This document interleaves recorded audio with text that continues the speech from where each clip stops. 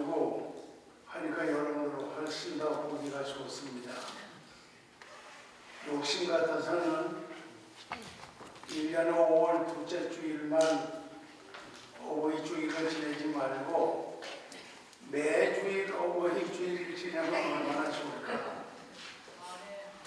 여러분이 그렇게 생각하는 거예요? 예. 오늘은 내 부모님을 공경하라 이런 제목으로 말씀을 준비를 했습니다. 어느 날 한 천사가 세상에 내려와 자연과 예술의 다양한 광경을 보며 이리저리 돌아다니다가 이제 천국으로 돌아갈 시간이 가까우니까 마음에 생각하기를 이 세상에 왔다가 그냥 갈 수가 있나? 세상에서 제일 아름다운 것을 하늘나라에 가지고 가리라. 그리고 아름다운 것을 찾기를 시작을 했습니다. 근데 한 군데 가보니까 꽃이 너무 아름다워요. 여러분들의 가정에도 자녀들이 꽃 보내왔죠? 우리 가정에도 어제 저녁에 오늘 아침에 꽃을 보내왔는데 꽃이 너무너무 아름다워. 그래서 이 천사가 이 아름다운 꽃을 내가 하늘나라 천국에 가져가리라 하나 마음에 정했어요. 그 다음에 또 찾는데 여러분 꽃이 그렇게 아름다운 줄 느껴보신 적 있나요? 지금 우리 집에는 밖에 선인장이 그냥 이렇게 웅둥이같이 이렇게 뚝 맥혀섰는데 그게 1년에 꽃을 한두 번 피는데 하나에서 한 대송이가 꽃이 한꺼번에 이렇게 피면 그 꽃이 얼마나 아름다운지 우리 지역을 지나가는 사람들이 그냥 못 지나가고 가다가 서서 그 꽃을 보고 넋을 잃고 보고 있다가 그 다음에 가뿐가뿐 하더라고요. 참 꽃이 아름다워요. 이 아름다운 꽃을 천국에 가져가리라. 그 다음에 또 가다가 보니까 어떤 집에 문이 이렇게 열렸는데 애가 거기서 잠을 자고 있는데 고온히 잠들어 자고 있는 아이의 얼굴을 보니까 그 얼굴이 천사 같은 거라. 너무너무 예쁜 거라. 아, 그래서 이것도 가져가야 되겠다. 그 다음에 또 가다가 보니까 애기 엄마가 애기를 안고 젖을 물리고 등어리를 자전거를 부르며 두드리면서 그 마음속의 사랑을 쏟아부어 주는 걸 보니까 너무너무 아름다운 거야. 이것도 가져가야 되겠다. 세 가지를 가지고 천국으로 가는 도중에 전공을 한번 해봤어요. 그래 꽃을 보니까 그렇게 아름다운 꽃이 다 시들어가지고 아주 볼품이 없는 거예요. 그 다음에 두 번째 그 애기, 잠든 애기, 천사 같은 얼굴을 가졌던 그 애기를 보니까 그 애기도 나이가 드니까 죽어라고 늙어가지고 볼품이 없는 거예요. 여러분 나이 들면 다 볼품이 있어요. 내가 교회 보니까 사람들이 몇 사람이 목사님 참 멋있습니다. 멋있긴 뭐가 멋있어. 이제 나이 90이 넘었는데 뭐가 멋있어. 그래. 그래서 아 이렇게 부드러우려구나. 그 다음에 세 번째 보니까 그 엄마가 애기에게 주는 그 모성이의 사랑은 그 애기가 자라서 어른이 됐는데도 엄마가 그 아들을 사랑하는 사랑은 변함이 없더라고요. 그래서 이 세상에서 제일 아름다운 것이 바로 모성애로구나. 그걸 가지고 천사가 하늘나라로 갔다는 얘기입니다. 우리가 말하기를 모성애는 영원한 사랑이라고 그러죠. 제가 처음 예수 믿고 난 다음에 부흥회만 있다 그러면 많이 쫓아다녀 봤습니다. 60년대, 70년대 그때 한국의 전국을 휩쓸던 부흥사분이 계셨는데 그분이 이승복 목사님, 성결교 목사님이십니다. 참 설교도 재미있게 하시죠. 그 목사님이 하시는 말씀이 자기 지금 한갑이 넘고 진갑이 넘어서 이건 나이가 60도 벌써 넘었는데 그때 교통수단은 자전거 자가용차가 없으니까 전부 버스나 기차란 말이에요. 그러니까 버스를 타고 전국의 부흥회를 매주일날 매월일날 하는데 그 나이 많으신 어머님이 가방을 들고 부흥회에 가려고 버스 타러 가면 버스 정류장 가까이까지 와가지고 그 이승복 목사님 아들 보고 하시는 말씀이 아들아 버스 탈 때 조심하라. 버스에서 내릴 때 조심하라. 여러분 그게 모성애입니다. 그게 어머니가 자신을 사랑하는 사랑이라 이거예요. 아들이 아무리 딸들이 나이가 많아도 엄마가 그 자식들을 사랑하는 사랑은 어렸을 때나 나이가 많을 때나 변함이 없습니다. 내 부모님을 공경하나 이유는 우리말로 생각을 해보면 부효라고 그러죠. 부효. 아버지 호자 효도 효자. 날 낳으시니 은혜 위에 은혜로다. 모효. 날 기르시니 덕 위에 덕이로다. 아마도 하늘 같은 기운 덕을 어디다 견줄이요. 부모님의 은혜가 얼마나 놀라운지 오늘 여러분들에게 계속해서 말씀을 드리려고 합니다. 부모님을 공경하고 효도하며 부모님의 은탁을 잊지 말라. 이 중요 사상을 고치시켜주는 의미에서 기독교에서는 어버이주일을 정하고 매월 5월 둘째 주일날 이렇게 어버이주일을 지나게 되는 것 같습니다. 지금 아틀란타에 살고 있는 그 목사 한 사람 잘 아는데 그 목사님 교회에 제가 부흥회를 한 2번 갔는데 그 목사님이 하루는 그러시더라고요. 우리 어머니가 한국에 계실 때 칼치 전혀 안 잡수더래요. 칼치기조림도 안 먹고 칼치구이도 안 먹고 그 왜 안 잡수시냐 그러니까는 난 그거 먹으면 안 된다. 그리고 안 잡수더래요. 근데 미국에 오셔가지고는 칼치를 잡수더라는 거예요. 그래 이 목사님이 깜짝 놀라가지고 어머니 한국에서는 칼치 못 잡순다고 안 그랬습니까? 그럼 어떻게 칼치를 잡수십니까? 그러니까 한국에서는 너희들 먹이려고 내가 일부러 그렇게 했지 안 먹었지. 내 여기 오니까 칼치가 크네. 그래서 내가 먹는다. 여러분 이것이 부모님이 자식들을 생각하는 생각입니다. 성경 10계명 여러분 다 아시죠? 1계명과 2계명, 3계명, 4계명. 이 계명은 인간이 하나님을 향해서 지켜야 될 계명입니다. 근데 5번째부터 10번째 계명은 일륜계명이라고 해서 사람과 사람 사이에 지켜야 될 계명입니다. 그 중에 첫째 계명이 뭐냐 그러면 5번째 내 부모를 공경하나 그리하면 내가 사는 땅에서 잘되고 장수하리라. 여러분 이 말씀 믿으시면 아멘 하세요. 이 말씀 믿으셔야 됩니다.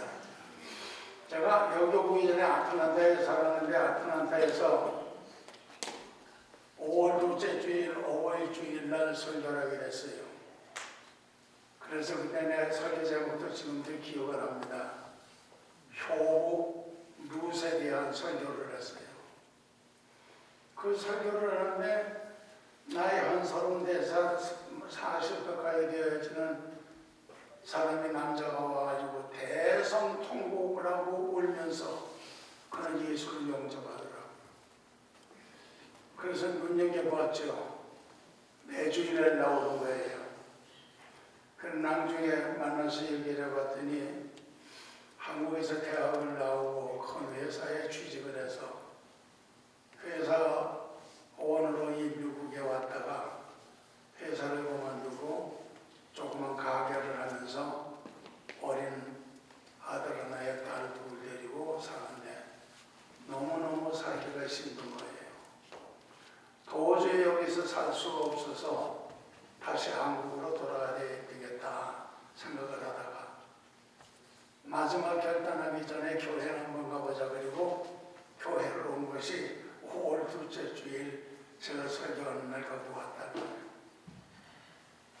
이 사람이 예수 믿고 날 믿고 철저하게 신앙생활을 하는데 그 사람은 한국으로 가는 게 너무 아까운 거예요. 그래서 내가 그 사람 불러가지고 얘기를 했어. 내가 보니까 당신은 운동도 잘하고 영어도 잘하고 그 다음에 컴퓨터는 아주 전문이야. 당신이 꼭 하면 성공한 사업이 하나 있는데 한번 해보시겠는가? 그래. 목사님 그게 무엇입니까? 그래. 내가 옛날 달라스에서 목회할 때 우리 교회 집사님 한 분이 야구 선수 하던 분인데 돈을 엄청나게 벌어. 뭘 하나 보니까 채캐시 가게를 여러 개를 하는데 돈을 얼마나 버는지 4천 피트? 아니요, 4천 큰 건물을 사고 작은 건물을 팔아서 수리해가지고 렌트 주고 건물이 전부 17개야. 돈을 너무너무 잘 버는 거예요. 좋은 집에 벤츠 타고 다니면서 내가 그런 사람을 봤는데 당신이 그 체크를 하면 성공할 것 같아. 그러니까 그 사람이 듣고 있다가 목사님 체크하려면 적어도 한 20만 불이 있어야 되는데 제게는 아무런 돈이 없습니다. 왜? 돈만 마련이 되면 할 수 있겠는가? 그러니까 할 수 있겠다. 그럼 좀 기다려. 우리가 잘 사는 사람이 있어요. 아주 부자예요. 그 장로님인데 장로님을 좀 만나자고 그랬지. 장로님 아무개 알지? 예. 그 사람이 이번에 사업을 하면 꼭 성공할 것 같은데 장로님 돈 몇십만 불 좀 빌려줄 수 있겠는가 그랬더니 그 장로님이 나를 보고 그래요. 목사님이 빌려주라고 그러면 빌려줘야죠. 그 사람이 자기 수표에다 사인 안 해가지고 그 인덕대기라고 하는 사람한테 줬어. 그 사람이 그걸 가지고 채켓이 가게를 열어가지고 가게가 얼마나 잘 되는지 말이죠. 1년 동안에 그 가게가 엄청나게 컸어. 1년이 지나고 난 다음에 와가지고 나를 그래. 목사님 이 가게를 팔려고 하는데 어떻게 하면 좋을까요? 그래. 얼마 주겠다고 그래. 얼마라고. 그럼 팔아. 그걸 팔고 다른 데 가서 또 시작을 해. 그렇게 세번만 하면 한 100만 불 손에 줄 수 있잖아. 한번 해봐. 그랬더니 그래서 그 체크지 가게를 팔아가지고 돈이만 불 들고 고향에 가서 한국 가서 부모님한테 드리고 잘 놀다 와서 또 시작을 하고 또 시작을 했어요. 그래서 돈을 벌어가지고 좋은 집을 사더니 얼마 전에 들으니까 그 집을 또 팔고 넓은 땅을 사가지고 집을 엄청나게 잘 짓고 이사를 했다고 그래요.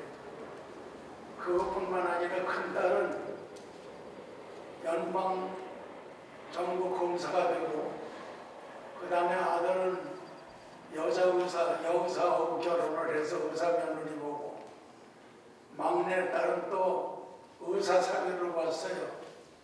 의사 사위에다가 그 다음에 의사 며느리에다가 큰딸은 영광 검사에다가 지금 그 교회가 한 600명 모이는데 그 교회에서 제일 실전을 많이 하는 장로가 됐어요. 여러분, 하나님의 말씀은 거짓말이 없어. 하나님의 말씀은 하나님은 약속한 대로 반드시 지켜. 믿으시면 아멘. 사람들은요, 오리발 내민다고 하는 얘기 자주 들었죠. 오리발 내민다고. 오리발 내민다고. 닭 잡아먹고 오리발 내민다. 그 뜻이 뭔지 아세요? 닭 잡아먹고 오리발 내민다는 말은 잘못을 저지르고도 뻔뻔하게 아니라고 하거나 딴전을 피우며 시치미를 끼는 행동을 비유하는 관용구라 그랬습니다. 제가 이 말씀을 준비하면서 우리나라에서 제일 오리발을 잘 내미는 사람이 누굴까 생각을 해보았어요. 여러분 생각에는 우리나라 사람 가운데 오리발 제일 잘 내미는 사람이 누구라고 생각을 해요? 누구라고? 저는 이 말씀을 생각을 하면서 청와대에 앉아있는 이재명 대통령이야말로 오리발을 제일 잘 내미는 사람이라. 요즘에 돌아가는 소식을 보니까 또 이북에서 온 여자하고 어떻게 잘해가지고 애를 몰래 낳는데 그 아이가 동남아 어디에 가서 지금 유학하고 있는데 이재명이하고 아주 판백이래 똑딱 맞대는 거야. 그 소문이 요즘 딱 한국에 퍼지고 있어.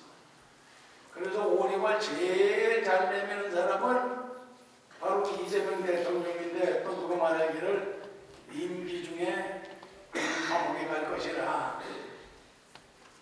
오리발이 한두 번이나 통하지 매번 그렇게 하면 그거 여러분 통하겠어요? 정직하게 살아요. 부모님을 공경하는 사람은 정직합니다. 부모님을 공경하는 사람은 남을 미워하지 않습니다. 부모님을 공경하는 사람은 남을 멸시하지도 않습니다. 정직하게 삽니다. 그리고 하나님의 축복을 받습니다. 이 하나님의 은혜를 우리가 잊으면 안 되죠. 하나님의 은혜를 잊으면 안 되는데 그 하나님의 은혜 잊으면 안 되는 두 가지로 생각을 해보려고 합니다.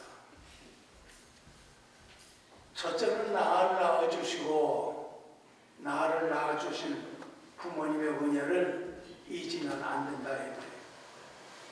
옛날 어른들은 낳고 싶어서 낳는 것도 아니고 낳기 싫어서 안 낳는 것도 아니야. 생기면 낳아야 돼. 그러나 여러분, 우리가 사는 시대는 지금은 마음대로 산하 조절을 할 수가 있어. 낳을 수도 있고 안 낳을 수도 있다 이 말이에요. 낳을 수도 있고 안 낳을 수도 있는데 고생하면서 낳아주었다는 게 여러분 이게 보통 은혜가 아니다 이 말이에요. 여러분 한번 생각해 보세요. 아기를 임신하면 입덧이 심하죠. 우리 집 사람은 아기를 가졌을 때 보니까 너무너무 심해가지고 밤에 물을 키는데 주전자를 갖다가 물을 남아서 머리에 맞다 놓고 계속 마시는 거예요, 물을. 그럼 물을 찐득이만냥으로 마시기만 하면 되는 게 아니라 배설을 해야 되잖아. 그러니까 물을 마시고 난 다음에 밤새도록 또 화장실에 갈 때. 미국과 같이 화장실이 집안에 가까이 있는 게 아니고 우리가 첫 아이 낳고 둘째 아이 낳을 때는 집하고 화장실이 멀리 떨어져 있었다고. 그러니까 그거 보통 씻는 게 아니더라고. 그 다음에 애를 여러분들 배 가지고 280일 전후 있다가 낳잖아요. 근데 애기를 낳으면 보통 몇 파운드 되냐 그러면 몇 파운드 돼요? 7파운드, 7.5파운드죠. 그걸 배에 안고 물론 280일은 아니지만은 나중에 배불렀지만 그걸 배에다 가지고 있으려면 얼마나 불편할까요? 남자분들은 그건 몰라요. 난 좀 이해가 되는데 요즘 내가 복막 투석을 해요. 심장이 나빠져서. 그래서 일주일에 6번을 하는데 저녁 때 되면 복막 투석액을 2.5파운드를 여기에 집어넣 있습니다. 배에다. 그리고 2시간 49분을 있다가 그거를 빼내고 그 다음에 또 25파운드를 집어넣습니다. 그리고 또 2시간 45분 있다가 빼내면 끝이에요. 그거를 일주일에 6번 합니다. 저녁을 조금 많이 먹고 저녁에 하는데 그거 25파운드를 여기다 집어넣으면 배가 불러서 가빠가지고 견디기가 보통 힘든 거 아니야. 그래서 내가 우리 어머니들이 임신해가지고 애가 7파운드 가까이 됐을 때 그 고통이 얼마나 심했을까 이번에 생각을 해봤어요. 그렇게 고통을 당하시면서 우리를 안 날 수도 있는데 낳아주셨으니 이 얼마나 감사하냐. 재밌는 얘기입니다. 가을에 오색탕풍에 잎이 빨개져가지고 떨어지지요. 그래서 떨어지는 단풍을 보고 너 어디로 가느냐 그랬더니 그 단풍이 대답하기를 겨울이 추워서 부모가 되는 목건을 덮어 부모님의 은혜를 갚으려고 떨어진다. 목건, 나무 뿌리 위에 떨어져서 그 나무 뿌리를 뜨뜻하게 하는 것과 같이 어머님의 은덕을 잊지 않는다는 뜻입니다. 나를 낳아주신 어머니 아버지 잊지 말고 은혜를 기억하시기를 바랍니다. 그 다음에 두 번째로 부모님은 우리를 길러주신 은혜를 잊어서는 안 됩니다. 짐승 새끼는 낳아놓으면 털만 마르면 일어나기도 하고 걷기도 하고 뛰기도 합니다. 근데 이 사람은 말이죠. 이 낳아놓으면 한 3개월 돼야 겨우 엎드렸죠. 그 다음에 10달 돼야 겨우 쓰죠. 그 다음에 1년이 지나야 걷기를 시작하죠. 얼마나 더딘지 몰라. 그렇게 가지고 자라가지고 그게 6살, 7살 되면 학교 보내죠. 국민학교 6년이죠. 중학교 3년이죠. 고등학교 3년이죠. 그 다음에 대학교 4년이죠. 그거 길러주고 뒷바라지 하려면 등골이 다 빠집니다. 등골이 빠져. 나는 목사로서 일생을 살았기 때문에 우리 아이들한테 그러죠. 나는 너희들한테 사업 미천대에서 돈 하나도 없다. 나는 돈 버는 직업이 아니야. 그러나 너희들이 공부하겠다 그러면 공부할 수 있는 데까지는 내가 최선을 다해서 도와주마. 그게 다였어요. 사업자금 하나도 대주지 못했어요. 그렇게 키우는데 어렸을 때 여러분 내가 얘기 하나 해야 되겠어요. 우리 아들 누리고 오늘 특성하는 딸은 우리 집 막내입니다. 둘째 아들하고 8살 차이예요.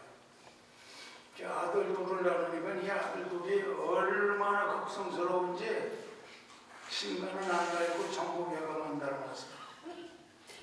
그래서 얼마나 극성스러운지 모릅니다. 그때 하루는 이 아이가 설사를 하는데 설사라는 놈이 잘 때 밤에 가만히 누워서 자면 되잖아요. 이 설사를 하는 놈이 가만히 있지 아니하고 엄마 아버지 자는데 일로 가고 저로 기어다니고 막 기어올라가고 그래요. 자다가 보니까 뭐 냄새가 고약하게 나는 거예요. 이렇게 보니까 이놈이 설사를 하는데 왔다 갔다 해가지고 내 이 몸에 마자마에 다 묻은 거예요. 근데 그때가 겨울이거든요. 추울 때거든요. 여기 지금 같으면 집에 따뜻한 물 틀면 나오면 샤워하면 되는데 그때는 그런 게 없었어요. 밖에 우물물 퍼다가 살 때니까 자다가 일어나가지고 우물물을 퍼가지고 와가지고 그 찬물로다 몸을 씻었어요. 그러면서도 그 아이는 아무래지 않았어요. 골기 때리지 않았어요. 그의 부모가 자식들을 사랑하는 사랑이라고. 이렇게 길러주시고 교육시켜주신 부모님의 은혜를 우리가 잊으면 안 됩니다. 제가 서울에서 목회할 때인데 우리 교회 할머니 한 분이 나오는데 아주 깨끗하게 늙으신 분이에요. 교회 나올 때마다 본견 실크로다 치마저고를 내입고 깨끗이 하고 나오시는데 너무너무 보기에도 좋아요. 근데 대신방 때가 되는데 그 할머니 집에 대신방을 가려고 그러니까 그 할머니는 아들이 없고 딸만 둘이 있어. 둘째 딸 집에서 살고 있어요. 그래서 신방을 가려고 그러니까 그 할머니가 목사님 내가 살고 있는 둘째 딸 집에 오지 말고 우리 큰 딸 집으로 신방을 해주시면 좋겠습니다. 그래서 그 큰 딸 집에 아비는 저 위에인데 거기를 신방을 갔어요. 가니까 집이 아주 대궐 같은 집인데 어마어마하더라고. 그래서 들어갔더니 예배를 드리는데 신장모님이 거기 와 앉아 계셔. 너무 깨끗하게 아주 옅은 하늘색 본면 실크 치마저고리 입고 그 다음에 시어머니가 거기 와 앉아 계셔. 같이 예배를 드렸어요. 근데 그 시어머니는 누런 타보다 치마저고리 입고 앉아서 예배를 드리는 거야. 예배를 드리고 끝나고 난 다음에 진수성찬으로 대접을 하는데 그 대접을 해도 그 음식이 맛이 없어. 말이 여기까지 나오는데도 그 말을 하지 못하고 왔어요. 내가 친정어머니가 귀한 줄 알면 남편을 낳아서 키워준 시어머니도 귀한 줄 알아야지. 대골 같은 집에 살면서 잘 살면서 친정어머니의 실크병 본경으로 치마적으로 해드릴 때 시어머니 같이 해드리면 안 돼. 그게 마음에 얼마나 찔렸는지 마음이 아팠는지 지금도 오래됐지만 내 마음속에 잊어지지가 않습니다. 사랑하시는 여러분, 친정부모만 아니라 남편을 낳아서 키워주신 시부모님도 친정부모님과 똑같이 공경하고 섬기시기를 주님의 이름으로 축원드립니다.